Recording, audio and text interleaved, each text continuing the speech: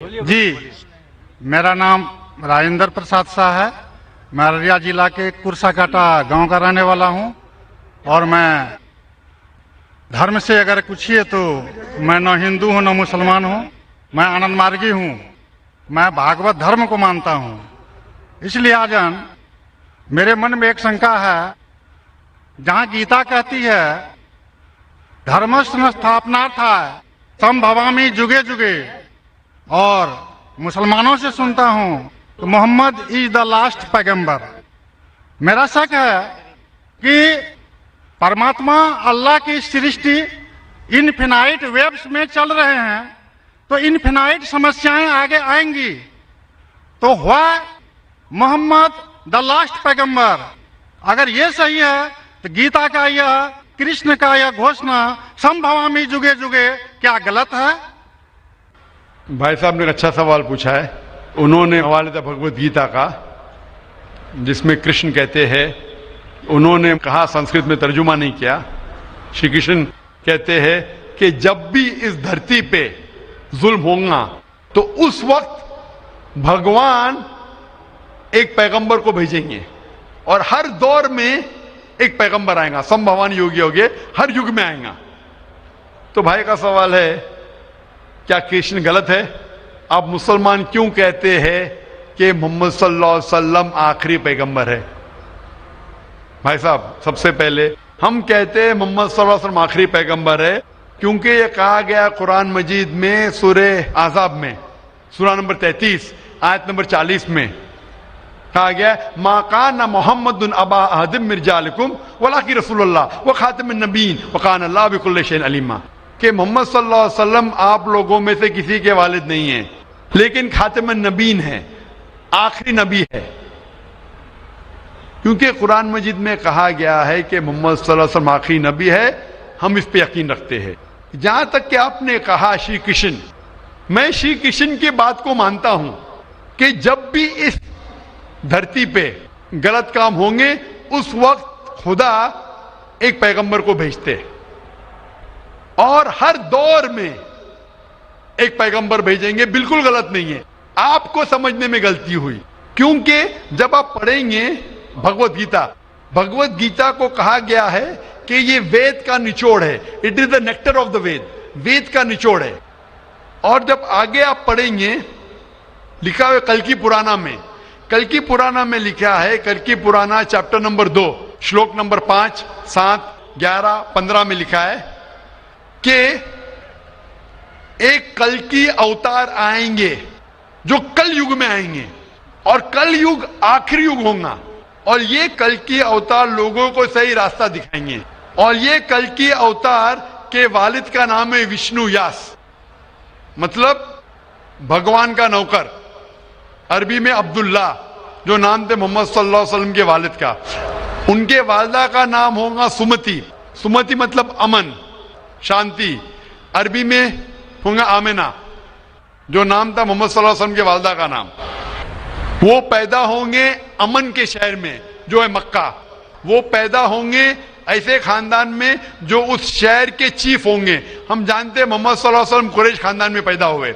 उनके 4 करीब दोस्त होंगे। हम जानते हो 4 खुलफा राशिदीन है, हजरत अबू बकर, हजरत उमर, हजरत उस्मान, हजरत अली रज़ियल्लाहु अन्हु। अल्लाह सुब्हानहू व तआला की रहमत सब पे हो। उनको सबसे पहली वही मिलेंगी एक गार में, एक केव में। हम जानते हैं मोहम्मद सल्लल्लाहु अलैहि वसल्लम को सबसे पहले वही मिली गारे हिला में। उनको रात के बाद सबसे पहले वही आएंगी। वो he will migrate northwards and come back. और मोहम्मद सल्लल्लाहु अलैहि वसल्लम मदीना में हिजरत की और फिर से वापस मक्का लौटे। ये सारी निशानियां जो लिखी है कल के अवतार के बारे में, वो हूबहू उतरती है मोहम्मद सल्लल्लाहु अलैहि वसल्लम पे। हर युग में एक अवतार आएगा, आखिरी युग होगा कल युग। ये कल युग है भाई साहब, ये कल युग है। और कल युग के आखिरी अवतार है कल के अवतार, जिसका नाम कुरान मजीद में लिखा गया है मोहम्मद सल्लल्लाहु अलैहि वसल्लम। तो ये जो आपकी भगवत गीता में लिखा है, मेरे हिसाब से सही लिखा हुआ है कि हर युग में एक अवतार आएगा। और आखिरी युग है लिखा हुआ है कल की पुराना में, वो कल युग है। और कल युग क्या अवतार है? कल की अवतार। तो आप सबको जोड़ेंगे तो पता लगता है कि आपके वेद में भी कई निशानी है मोहम्मद सल्लल्लाहु अलैहि वसल्लम की, कई बार मोहम्मद सल्लल्लाहु अलैहि वसल्लम का जिक्र है।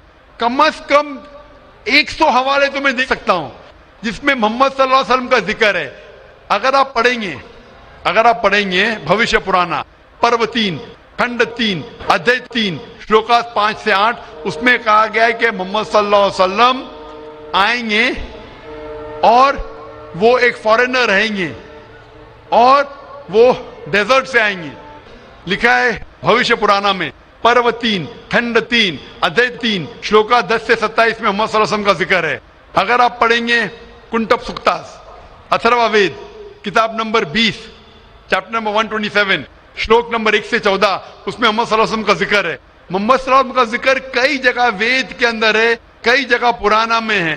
तो अगर आप भगवत गीता को लेते हैं, पुराना को लेते, कल की पुराना को लेते और एक मानते हैं, तो सारे ये श्लोका कह रहे हैं कि आखिरी पैगंबर आने वाले मोहम्मद सल्लल्लाहु अलैहि वसल्लम है और हमें मोहम्मद सल्लल्लाहु अलैहि वसल्लम मानना चाहिए। भाई साहब जी भगवत गीता मानते हैं आप? देखिए, मैं मानता किसी को नहीं हूँ। मैं तर्क के बौद्धिक स्तर पर जो मेरा लॉजिक एक्सेप्ट करता है उसी को मैं मानता हूँ। लेकिन आपने भगवत गीता का हवाला दिए क्या? नहीं, मानना का मतलब वो आंख बंद कर मानना, मैं आंख खोल कर मानता हूँ। तो आंख खोल के आप मानते क्या नहीं भगवत गीता को? बिल्कुल मानता हूँ। जो तो मानने भगवत गीता में लिखा है जो आने वाले आखिरी अवतार, जो पुराण कल की पुराना में लिखा हुआ है कल के अवतार, उसमें मानते हैं आप? देखिए, पुराण की बात नहीं कर सकूंगा क्योंकि कुरान की बात नहीं, पुराना कल की पुराना पुराण में मैं कर रहा हूँ क्योंकि पुराण हाँ। पुराण के बारे में पुराणकार का जो कहना है कि अष्टादश व्यासस वचनम दुए पापाय पर पीड़नम पुण्याय पर हितनम। इसी तरह का है कि 18 पुराण का उद्देश्य है कि दूसरे को कष्ट देना पाप है और दूसरे का भलाई करना पुण्य है। मैंने कब बोला कि दूसरे को कष्ट दो और दूसरे के भलाई मत करो? मैं कह रहा हूँ इस आधार पर मैं कुरान में लिखे लगा दूसरे को कष्ट दो, कुरान में भी लिखे दूसरे को कष्ट मत दो, कुरान में भी लिखे दूसरे की मदद करो। तो इसके ऊपर बहस नहीं हो रही है, बहस हो रही है कल की पुराना पे, कल के अवतार पे। आप आखिरी पैगंबर में मानते हैं क्या नहीं, ये मैं पूछ रहा हूँ। मुझे कल की पुराण का अध्ययन नहीं है, कल की पुराण का अध्ययन नहीं है डॉक्टर साहब, मुझे कल की पुराण का अध्ययन नहीं है। तो आप अगर बुद्धि के ऊपर आप मानते हैं तो मेरी ये आपसे इल्तिजा रहेंगी कि कल की पुराना पढ़ो और ये जांच पड़ताल करो कि कल के अवतार कौन है और कल के अवतार की तहकीक करो। आप इंशाअल्लाह मोहम्मद सल्लल्लाहु अलैहि वसल्लम में मानेंगे। तो मेरी आपसे इल्तिजा है कि आप इस पे तहकीक करो कि आखिरी अवतार कौन है और इंशाअल्लाह आपको हिदायत देंगे अल्लाह ताला। डॉक्टर साहब, एक रिक्वेस्ट है आपसे, मेरे एक भाई को दूसरा सवाल पूछने के लिए दिया, एक छोटा सा सवाल पूछ सकता हूँ? एक छोटा, वेरी वेरी वेरी कीजिए। मुसलमान लोगों को जब कोई हिंदू मिलता है तो बोलते हैं उसका आदाब, लेकिन किसी मुसलमान को बोलते हैं अस्सलाम वालेकुम। मुझे लगता है कि एक मुसलमान हिंदू और मुसलमान के बीच भेदभाव करता है, कृपया आप स्पष्ट कीजिए इसको। भाई साहब का सवाल है कि अगर कोई मुसलमान हिंदू से मिलता है तो आदाब अर्ज करता है, अगर कोई मुसलमान से मिलता है तो अस्सलाम वालेकुम कहता है, तो हिंदू मुसलमान में भेदभाव क्यों? भाई साहब, हिंदू मुसलमान में भेदभाव तो रहेगा, मैं आपके सवाल का जवाब दूंगा, क्योंकि हिंदू हिंदू और मुस्लिम मुस्लिम है, लेकिन एक दूसरे का साथ देना चाहिए और एक दूसरे को समझना चाहिए। पहले भाई साहब इसने सवाल किया था, उन्होंने मुझे आदाब कहा तो मैंने उनसे कहा अस्सलाम वालेकुम, कहा कि नहीं? जी जी जी, कहा ना। हिंदू ने मुझसे क्या कहा, आदाब कहा कि नहीं? मैंने उनसे सलाम कहा कि नहीं? जी, मैं गौर किया था। गौर किया, माशाअल्लाह। लेकिन तो गौर किया तो कहा क्यों नहीं कि आपने ऐसा नहीं कहा? वो हिंदू भाई ने मुझे आदाब कहा। डॉक्टर साहब, जी हाँ, you are not only one Musliman. I see lakhs of Musliman, but this quality find only in you. Only in me, माशाअल्लाह। Only in you. भाई साहब कह रहे हैं कि वो खुद मुसलमान को जानते, सिर्फ मुझ में देखा कि मैंने सलाम कहा। जी, इसकी वजह यह है क्योंकि उलमा में इख्तिलाफ है कि आप गैर मुसलमान को सलाम कर सकते हैं क्या नहीं। पहला ये जान ले अस्सलामु अलैकुम की मानी क्या है। अस्सलामु अलैकुम की मानी है कि आप पे सलामती हो। अस्सलामु अलैकुम व रहमतुल्लाहि व बरकातहू, आप पे सलामत रहे, रहमत रहे और बरकत रहे ना। इसमें इख्तिलाफ है मुसलमानों में, मुसलमान उलमा में कि आप गैर मुसलमान को सलाम कर सकते कहने, गैर मुसलमान के सलाम का जवाब दे सकते, इसमें इख्तिलाफ है। क्योंकि एक हदीस है जिसमें अल्लाह के रसूल फरमाते हैं, क्योंकि एक हदीस है जिसके अंदर यहूद लोग मुसलमान को कहते अस्सलाम वालेकुम। अस्सलाम वालेकुम का मानी आप पे मौत हो, साम के मानी मौत, अस्सलाम वालेकुम आप पे मौत हो। तो अल्लाह के रसूल ने फरमाया आपको अलैकुम उन पे भी। तो ये हदीस है, सही हदीस है। यहूद लोग कहते थे मुसलमान को छेड़ने के लिए अस्सलाम वालेकुम आप पे मौत हो, तो अल्लाह के रसूल ने फरमाया आपको अलैकुम आप पे भी हो।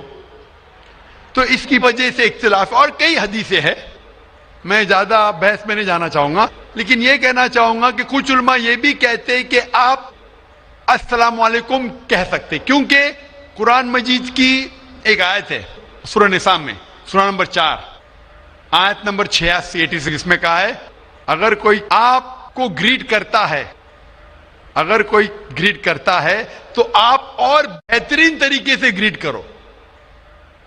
अगर कोई आपको ग्रीट करता है और बेहतरीन तरीके से ग्रीट करो, या कम से कम उतना। तो अगर कोई अस्सलाम वालेकुम कहता है, मुझे कहना चाहिए वालेकुम अस्सलाम व रहमतुल्लाह। अगर कोई कहता है अस्सलाम वालेकुम व रहमतुल्लाह, मुझे कहना चाहिए वालेकुम अस्सलाम व रहमतुल्लाह बरकातहू, या कम से कम उतना, ये जरूरी है। तो इसीलिए अगर कोई मुसलमान मुझसे आदाब करे तो आदाब से बेहतर क्या है, अस्सलाम वालेकुम। और अल्लाह के रसूल के लिए कहा गया, मोहम्मद सल्लल्लाहु अलैहि वसल्लम के लिए अल्लाह फरमाते हैं, जो मैंने तकरीर में बयान किया सूरह अंबिया में सूरह नंबर 21 आयत नंबर 107 में, वमा अरसलना का इल्ला रहमतुल आलमीन, कि हमने मोहम्मद सल्लल्लाहु अलैहि वसल्लम को नहीं भेजा लेकिन रहमत बना के सारे इंसानों के लिए, सारे आलम के लिए। तो जब मोहम्मद सल्लल्लाहु अलैहि वसल्लम सारे इंसानों के लिए रहमत बन सकते, तो क्या मैं अस्सलाम वालेकुम व रहमतुल्लाह नहीं कह सकता हूं? तो इस बुनियाद पे उल्मा का इख्तिलाफ है कि अस्सलाम कह सकते। कहने मैं उन उल्मा में मानता हूं जो कहते हैं कि आप गैर मुसलमान को सलाम कह सकते और जवाब भी बेहतरीन दे सकते। इसीलिए जब भाई साहब ने कहा अदब, तो मैंने कहा अस्सलाम वालेकुम, कि मेरे हिसाब से अस्सलाम वालेकुम और बेहतर है, आदाब से बेहतर है अस्सलाम वालेकुम, कि आप पे सलामती हो, रहमत हो और बरकत हो। तो भाई साहब मेरे नजदीक गैर मुसलमान के लिए सलामती चाहना अच्छी चीज है, और इसीलिए मैं आपके लिए सलामत चाहता हूं भाई साहब। भाई साहब ये lot of thanks to you sir. मैं सलामत चाहता हूं, और लेकिन सिर्फ मुंह से नहीं, मैं चाहता हूं अमल से आप सलामती पाओ।